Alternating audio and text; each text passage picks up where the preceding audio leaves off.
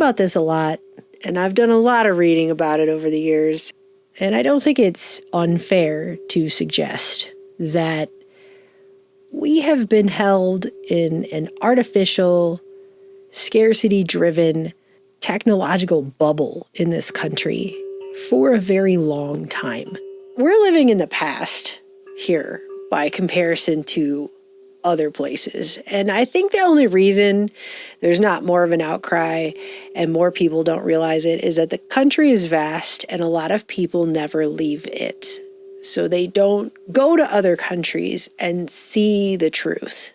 Creative imagination began to give form and substance to the new art form called television. Entertaining, illuminating, electrical window to the world.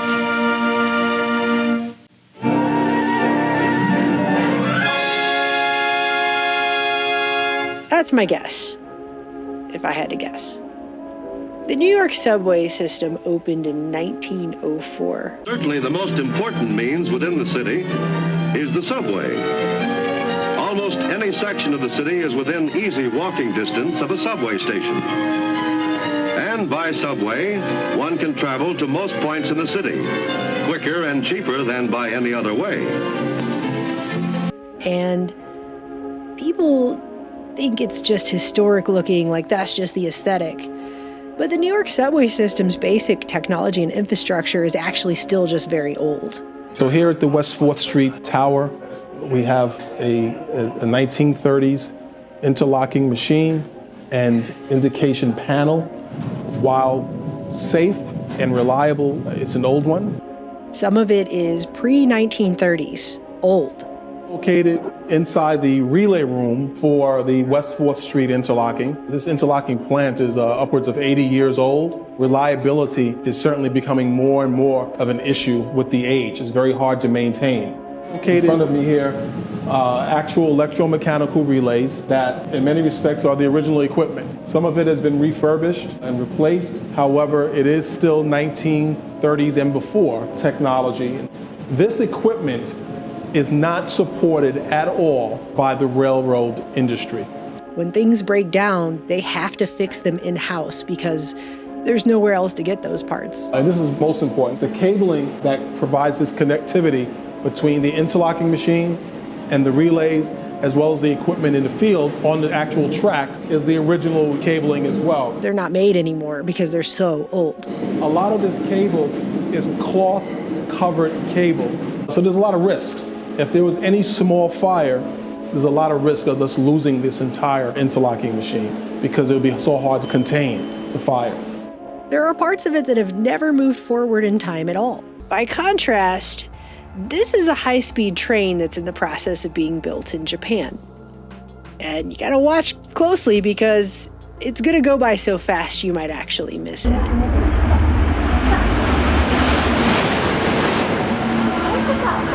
This train uses something called maglev technology, which is a term derived from the phrase magnetic levitation. There are no wheels on that train. It uses magnets to levitate down the track. It goes at a top speed of 505 kilometers an hour or 314 miles per hour, much of it through tunnels. They will be able to get on that train and go from Tokyo to Osaka in just over an hour. When it's finished, when this train is finished, it will be the second such train in Japan. But it is going to be one of 8 operational maglev trains. And there's another one being built in China right now, so that would be 9, but China already has 4 of these trains. South Korea also has 2 of these trains. The first modern working model of maglev tech happened in the 1970s, although other experimental hover train systems were being worked on in France and the UK in the 1960s. Now, this is not to be confused with the monorail, just by the way, which most people think was first built here in Disneyland in the 1950s, but actually America had multiple monorail systems back in the Victorian era, including the double-decker Centennial monorail that was built for the first World's Fair in Philadelphia in 1876, Boynton's Bicycle Railroad, which was on Long Island, and the Meigs Experimental Elevated Railway that ran in East Cambridge, Massachusetts from 1886 to 1894. and then was subsequently destroyed in a fire that has been described as arson. The first patent for the monorail, however, dates all the way back to 1821, but I digress. But my point here is just, Asia's in the future with their transportation. And here we are in America, which is supposed to be one of the wealthiest nations on Earth, and our largest city is still using technology that's basically a century old in our subway systems. What our riders don't realize, though, is that in our system, it's not just the architecture that's 100 years old. It's a lot of the basic technology as well. The infrastructure is old. And somehow we're told it just always costs too much. Everything always costs too much. We can never upgrade anything because we don't have the money to. Why then has high-speed rail, so common in other countries, not tracked in the U.S.? We do have the money, by the way, for war at any given moment. And to send billions of dollars in aid to 179 countries, to almost the entire rest of the world. But we cannot upgrade our basic systems here, our basic infrastructure here, for some reason. There's always some reason that we here cannot have nice things. It's not ever really explained in a way that makes any kind of sense, especially not now in the 21st century, but here we are, and this is what's going on. Yeah, it is. This is that bridge, and by the way, this is really creepy. I feel like there's just some wire holding up this chicken crap that's like holding up some metal sheeting. It looks really, really big. I really don't want to. Oh my God. Yeah, you need to go that way. But our infrastructure is crumbling. It is in the past. Our country has been held in the past by comparison to other countries in this regard.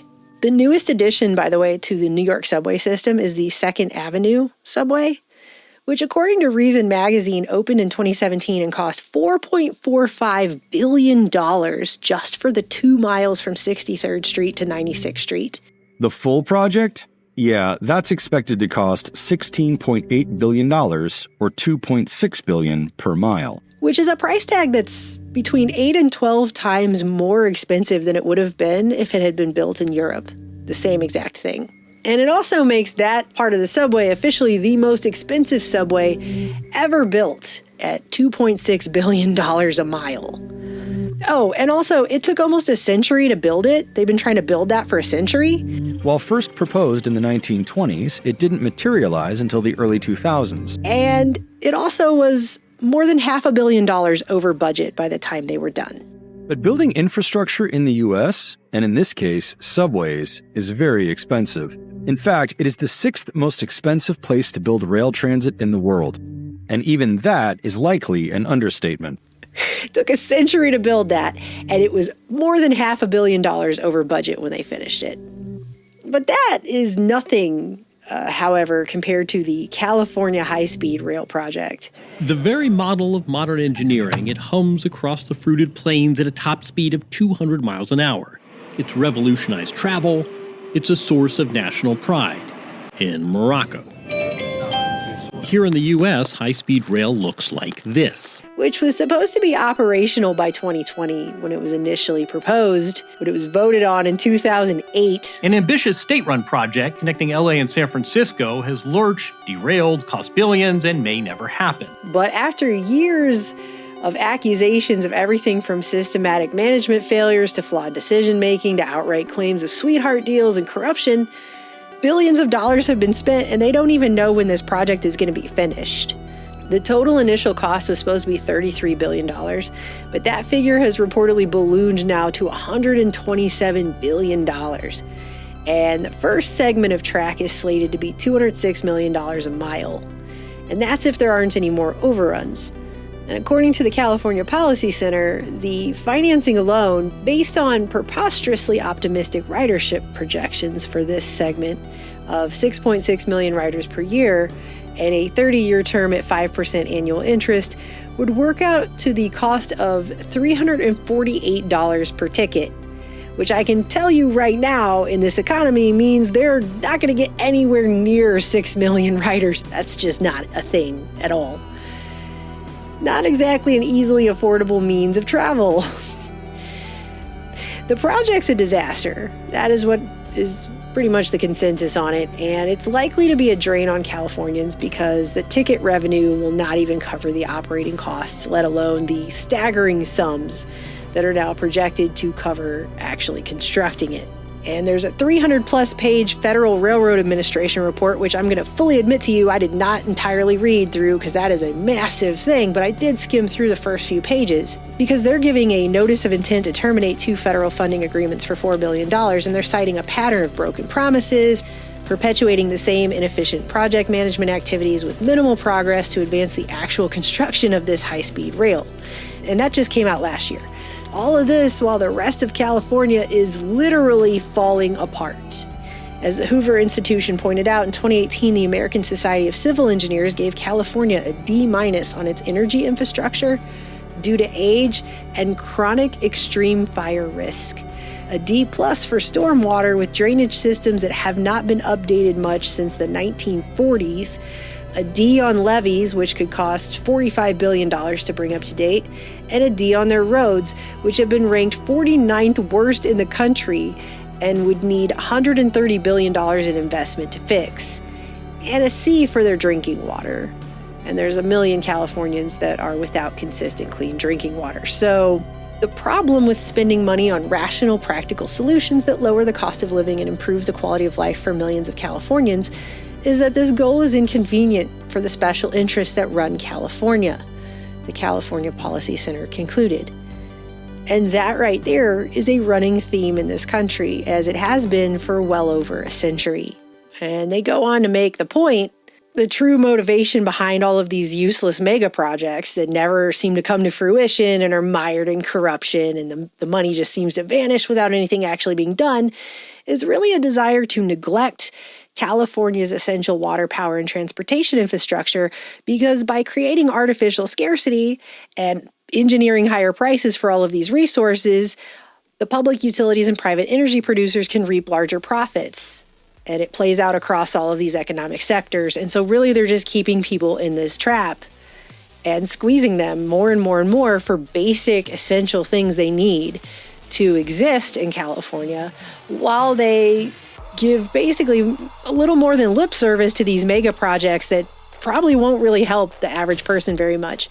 And that's what it's like everywhere. It's not like California is alone in this. This is how our country is. I have been in a car and road tripped extensively throughout this country. It is like this everywhere. This country's falling apart. It has been for a very, very long time. The pothole problem creating a traffic nightmare on the 71 freeway at Holt Avenue in Pomona Wednesday after numerous large potholes opened up, stranding dozens of drivers. The ride through this West Omaha neighborhood is anything but smooth. They both work as couriers for the city of Compton, and they had driven over so many potholes, it was beginning to cost them their living. So the De La Rosas decided to act. They're now driving from pothole to pothole across the city. I looked at on the bucket, there was like a picture of you flattening it, so I'm like, see if it's easy enough. The city ain't coming, so we gotta do this. It's all up to us. Just setting up this shot, we saw another car lose a tire to this pothole. We're told it's not a new problem. Some drivers know to avoid it. So why hasn't this been fixed yet? Groups like the World Economic Forum and the C40 cities and things like that, some of which our mayors in cities here are on those groups and go to the WEF. And somehow there's a disconnect between them talking about we're going to have 15-minute cities and, nobody needs to own a car. We're not going to have car ownership when we here in America live in a car-centered country. In this motion picture, we will use a term popular in the West. This is a freeway. Only for cars, trucks, buses, and motorcycles. This is a car-centric country. You cannot live in many places in this country if you do not own a car. The multi-million-dollar freeway systems help you travel rapidly and safely, usually. It's not actually possible. The overwhelming majority of cities in this country do not have even the most basic of mass transportation systems. Wheels are rolling in all directions, and they're all headed for the biggest traffic jam since the wheel was invented.